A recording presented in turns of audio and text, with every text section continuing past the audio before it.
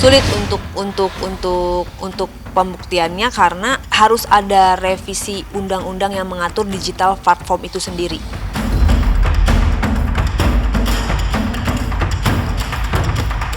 Gue ke Polda ini menuak kesalahan saya gitu, nggak dianggap sama sekali gitu.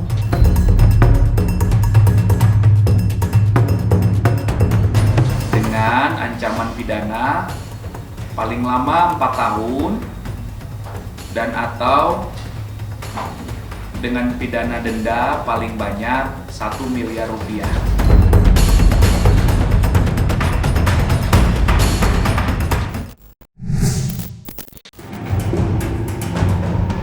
Pedangdut Lesti Kejora akhirnya buka suara setelah resmi dilaporkan oleh Yoni Dores di Polda Metro Jaya atas dugaan pelanggaran hak cipta.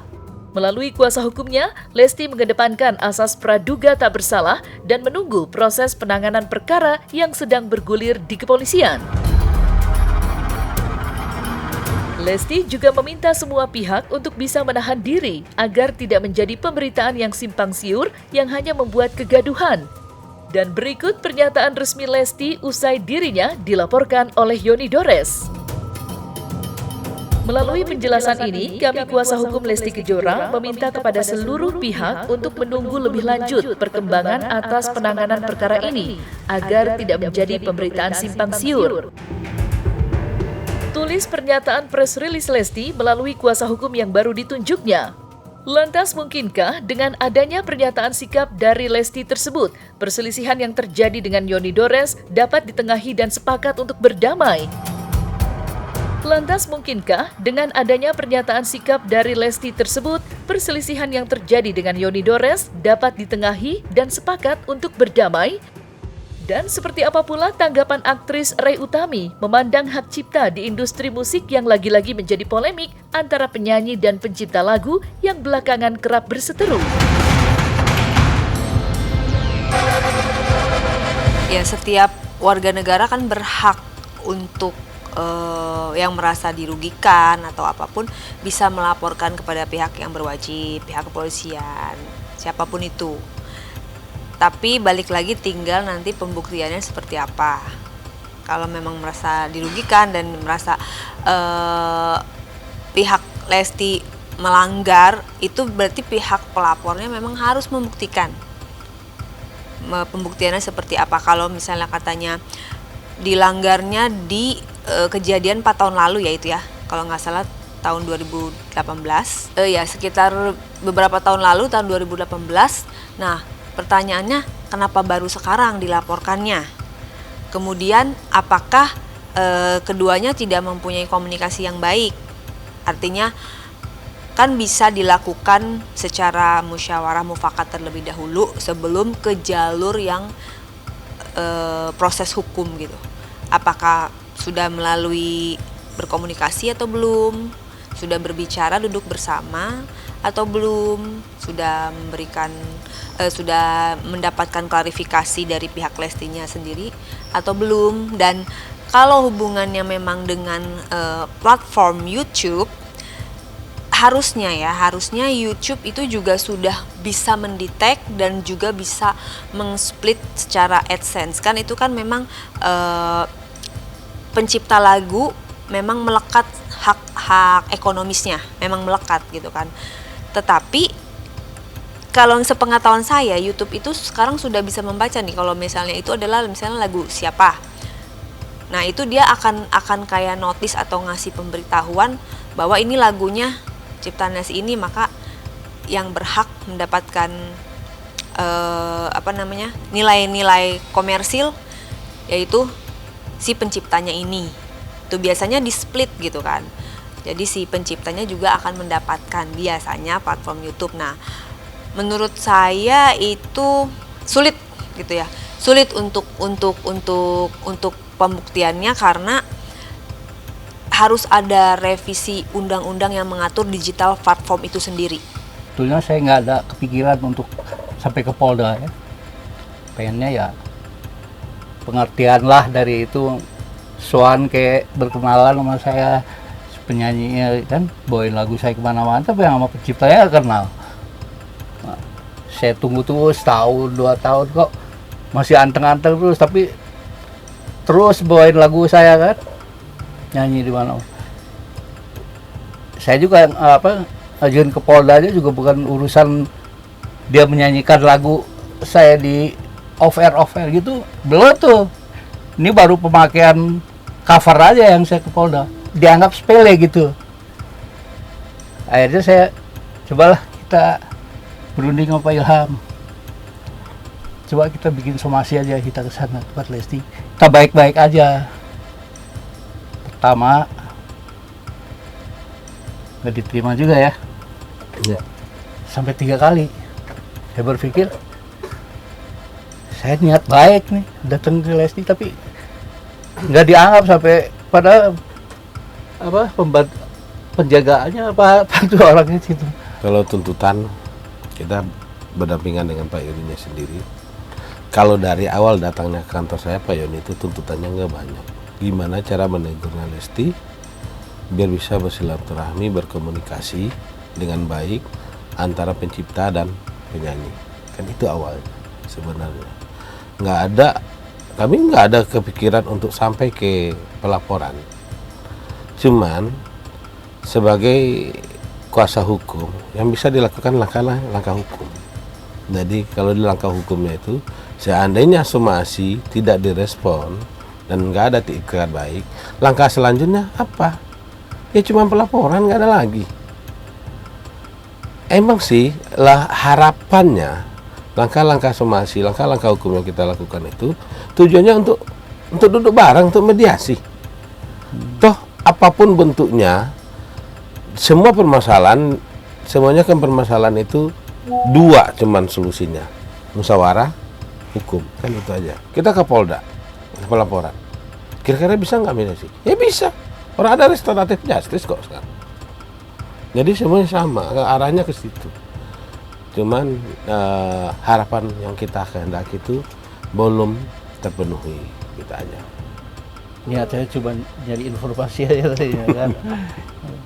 Lesti siapa yang suruh gitu kan, apa benar bukan Lesti yang bikin ini, Lesti yang bikin sendiri. Ya mau sharing aja gimana.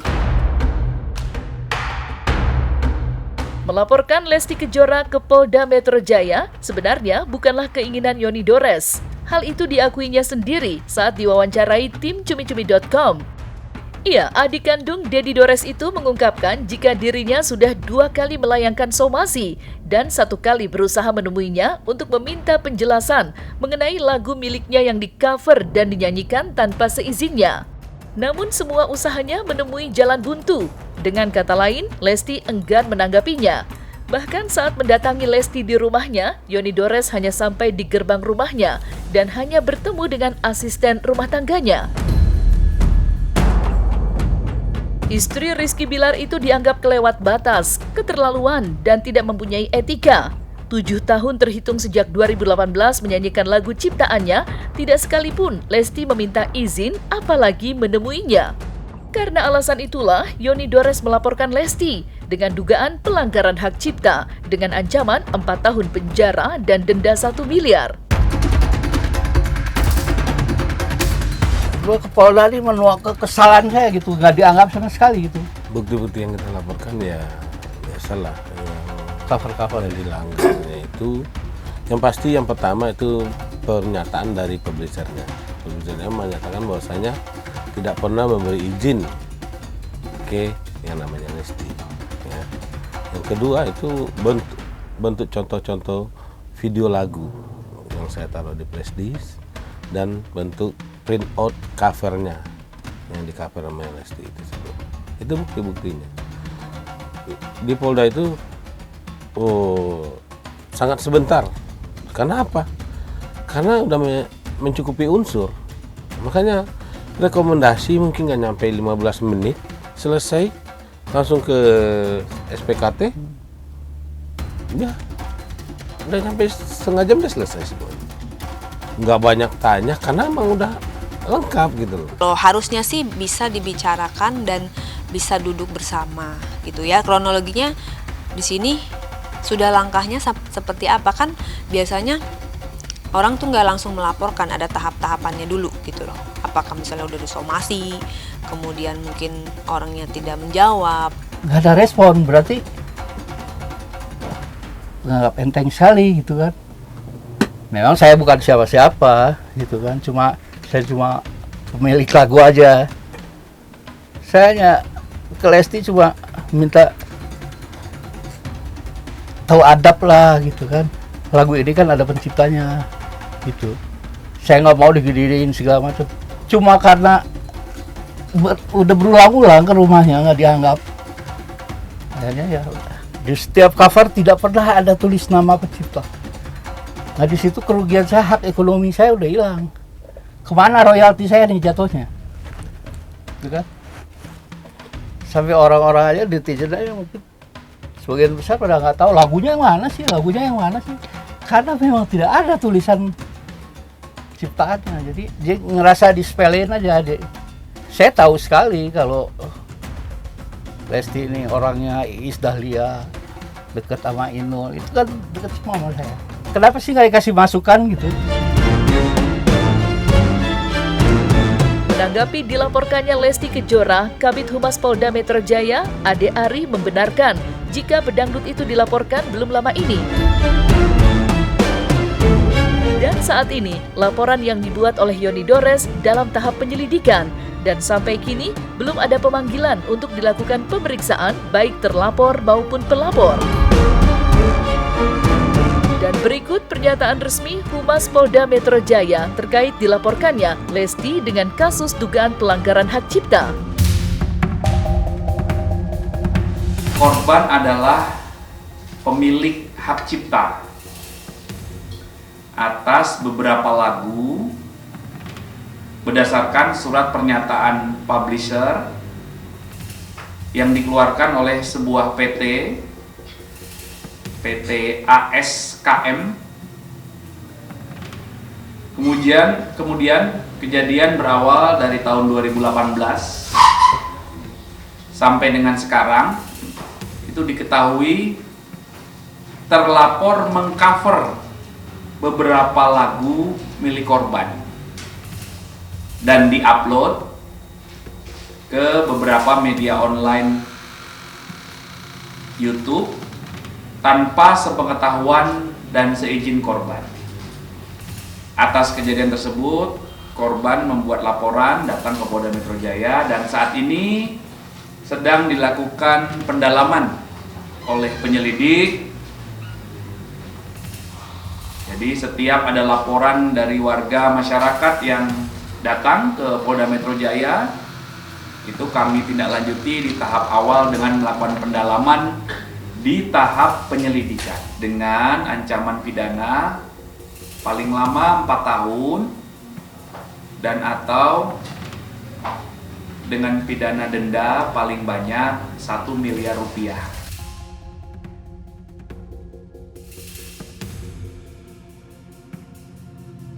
Cukup bukti menurutnya dan saksinya lengkap, ada saksi gitu. ada, bukti ada, Gitu. semuanya unsurnya udah lengkap lah.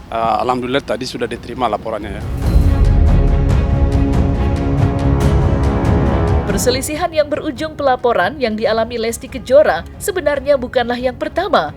Sebelumnya, penyanyi Agnes Monica juga bernasib sama, harus berurusan dengan pencipta lagu. Dan yang membedakan, Agnes Mo dilaporkan secara perdata, sedangkan Lesti diseret ke ranah pidana. Seperti diketahui, dalam persidangan perdata, Agnes Mo dinyatakan bersalah dan diwajibkan membayar 1,5 miliar pada Ari Bias. Lantas, apa tanggapan sejumlah kalangan terkait polemik tersebut? Dan saya masih simpang siur, ini beritanya mengenai performing rights, mengenai lagu yang dibawakan pada saat live, pada saat job gitu, atau ini masalah cover YouTube. Kalau ini masalahnya adalah cover YouTube, ini berarti menyinggungnya isu mengenai mechanical rights dan sinkronisasi. Kalau dalam hal ini memang pencipta punya hak langsung ya untuk berkomunikasi dengan penyanyi. Tapi kalau masalahnya adalah performing rights, ini misalnya ya, saya juga belum sure kan. Kalau misalnya masalah performing rights, saya cuma mau sampaikan ke Lesti Kejora untuk tetap semangat, jangan juga ada ketakutan yang berlebihan, hadapi aja proses hukum karena undang-undangnya bilang bahwa yang harus bayar itu royalti itu penyelenggara, bukan penyanyi. Tapi kalau misalnya terkait cover YouTube, ya saya berdoa supaya ikut mendoakan supaya masalahnya tetap cepat menemui kesepakatan. Harusnya coba nih aku tanya ya, coba penyanyi-penyanyi yang ngetop sekelas Lesti, bukan sekolah nenek uyut pica-pica ya, enggak, sekelas Lesti, coba penyanyi yang ngetop sekelas Agnes atau sekelas Lesti tidak membawakan lagu mereka, berarti lagu mereka nggak sesuatu kan, harusnya kan bersyukur kan. Ini logika karena aku juga ada di dunia nyanyi dulu. Pencipta lagu kok dinyanyiin lagu senengnya minta ampun, kok sekarang aneh gitu loh. Laporan yang kami dan sudah diterima di Polda pasal 113 junto pasal 9 Undang-Undang Hak Cipta. Ancaman hukumannya 10 tahun penjara, 10 tahun penjara dan denda 4M.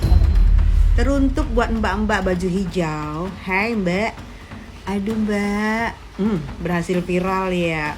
Emang begitu mbak, kalau nyenggol Lesti pasti viral karena sudah teruji Lesti itu terviral, terkeren, terkaya, terhits, artis yang paling oke.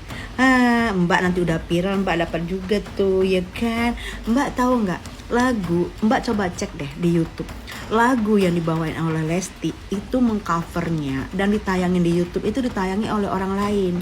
Waktu itu Lesti itu nyanyi, kalau nggak salah di 2017-2018 dia nyanyi itu di Subang. Ya, di Subang dia itu menyebut loh, ini lagu dibawakan oleh, dengerin ya. Dengerin, Mbak. Tuh, ini lagu yang dibawakan oleh Mama Iis Dahlia. Dengan sopannya ngomong loh. Perlu banget kepekaan antara penyanyi dengan pencipta lagu, perlu banget karena kan pencipta lagu itu kan hasil karya dan pasti sulit membuat sebuah lagu, butuh waktu berbulan-bulan. Tapi balik lagi, untuk menimbulkan kepekaan itu harus ada edukasi. Mungkin saja ada miskomunikasi atau ketidaktahuan, kealfaan. Karena apa? Dari pihak misalnya penyanyinya merasa benar kok, saya udah di jalur yang benar nih, saya udah taat aturan, tapi dari pihak penciptanya merasa oh kamu melanggar aturan gitu. Jadi edukasi yang belum rata antara penyanyi baru, penyanyi lama, mungkin yang ngerti-ngerti hanya penyanyi senior atau pencipta lagu senior, mungkin yang baru-barunya juga belum teredukasi secara baik, seperti itu. Kalau kita lihat dari pihak waktu kasusnya siapa, Agnes Mo kan, Agnes Mo merasa sudah dibayar oleh pihak penyelenggara gitu kan, tetapi entah bagaimana salah satu merasa oh belum, dan akhirnya pengadilan memutuskan Agnes Mo harus membayar ganti rugi. Nah itu kan miskomunikasi gitu loh, miskomunikasi. Kalau memang dari awal sudah teredukasi bahwasanya yang saklek aturannya seperti ini, tentu tidak akan terjadi kesalahpahaman itu. Gitu. Jadi edukasi dalam bidang musik juga penting bagi penyanyi dan pencipta lagu. Dan akhirnya ketika itu mencuat di publik, akhirnya kita sebagai netizen juga akhirnya jadi belajar, oh ternyata membawakan lagu seseorang itu nggak sembarangan ya, harus ada seperti ini gitu. Harus dibedakan bahwa ada penyanyi cover sama ada penyanyi original. Penyanyi original misalnya kasusnya Agnes Mo tuh, itu kan dia penyanyi asli dari lagu Bilang Saja itu kan. Jadi penyanyi original itu secara filosofi, secara moral ya, itu punya kontribusi yang besar loh terhadap popularitas lagu itu juga gitu loh. Jadi saling mengangkat, lagunya bagus, diciptakan oleh pencipta yang punya bakat, punya talenta dari Tuhan untuk bikin lagu, dan kemudian dikasih ke penyanyi yang bisa membesarkan lagu itu. Jadi kan sebenarnya secara luas penyanyi sama pencipta lagu kan terus kayak buah apel yang gini loh. Ketika itu dipatahkan baru terpisah, tapi ini buah apel yang ibaratnya yang utuh. sebuah buah yang utuh gitu. Jadi saya sedih banget ketika pencipta lagu dalam hal ini yang tergabung di aksi ya harus menyerang penyanyi kayak Agnes Monica. Dituntut di dalam proses ini. Waktu itu katanya Ari Bias tersinggung karena Agnes Monica bilang apa-apa, aku lupa, dibilang we're not friends. Memang bukan teman, tidak pernah berteman. Yang minta lagu Bilang Saja sama Ari Bias itu labelnya Agnes, bukan Agnesnya. Gitu. Jadi ini sebuah proses yang terjadi secara natural waktu itu, yang tidak ada keharusan dan mengharuskan bahwa si penyanyi sama pencipta lagu itu berteman. Jangan juga memperbesar hal-hal yang tadinya nggak ada jadi ada. Kan gini kalau konsep masalah ya, masalah kalau bisa dikecilin, masalah besar dikecilin, masalah kecil kalau bisa dihilangin. Kalau ini kebalik, masalah kecil digede-gedein, masalah gede digede-gedein lagi gitu. Jadi mudah-mudahan ini cepat berakhir lah, tuntutan-tuntutan terhadap penyanyi ini atau saling-saling menuntut ini gitu. Mudah-mudahan cepat berakhir. Atas putusan ini, saya berharap Agnes mau melaksanakan putusan ini, karena ini adalah permintaan dari pengadilan atau negara ya, bukan dari saya. Jadi 1,5 miliar itu harap segera dibayarkan, atau kalau mau bisa memperpanjang ya silakan aja, nanti silakan kasasi karena itu hak beliau, dan saya juga punya banyak cara untuk memperjuangkan lagi hak saya ini. Jadi saya tidak akan berhenti sampai hak saya dapat. Kita pada prinsipnya kita ikutin seluruh mekanisme, kita ikutin ketentuan, kita kooperatif, kita sampaikan apa yang harus kita sampaikan, tentunya itu semuanya mengacu sama ketentuan undang-undang, karena pada prinsipnya pihak prinsipal kami sangat taat undang-undang. Saran saya untuk teman-teman yang berprofesi apapun harus patient, maksudnya harus ngerti namanya hukum, karena hukum itu penting. Dan saya menjadi advokat ini di usia yang sudah 38 tahun ya. Sebenarnya menyesal juga dulu kenapa enggak dari awal belajar hukum gitu, karena ini sangat penting. Mau itu dunia artis, banyak loh dunia artis yang terlibat, skandal yang akhirnya dilaporkan gitu ya. Terus banyak juga dunia artis yang melakukan digugat one prestasi. Banyak juga dunia artis yang dilaporkan ya, yang seperti terjadi sekarang adalah pelanggaran undang-undang hak cipta seperti itu. Jadi profesi apapun tidak terlepas dari dunia artis, pengetahuan kita tentang hukum itu memang harus sampai kepada setiap individu. Contohnya di jalan, kalau kita nggak ngerti hukum akhirnya juga ditilang, melanggar aturan lalu lintas, seperti itu. Berbisnis, kita punya bisnis retail misalnya salon atau restoran atau apapun itu, kita harus ngerti yang namanya hukum, karena pasti ada undang-undang ketenagakerjaan. Kita merekrut karyawan, oh ternyata ada aturannya ya, harus seperti ini. Terus ketika kita berhubungan dengan konsumen, ternyata konsumen itu dilindungi oleh undang-undang konsumen ya. Jadi banyak hal, bahkan dalam ikatan pernikahan saja itu kan ada undang-undang perkawinan. Bahkan dalam perebutan warisan saja ada undang-undang waris. Apalagi ya semuanya diatur gitu loh, semuanya diatur. Dan ternyata kalau kita nggak ngerti hukum itu bisa menjebak kita juga gitu. Nah, selesai sudah Cumi Lovers. Saksikan terus Cumi Camp In Depth, kabar lengkap, mendalam, dan akurat dari narasumber terpercaya. Dan jangan lupa untuk like, subscribe, dan juga share channel YouTube Cumi Cumi.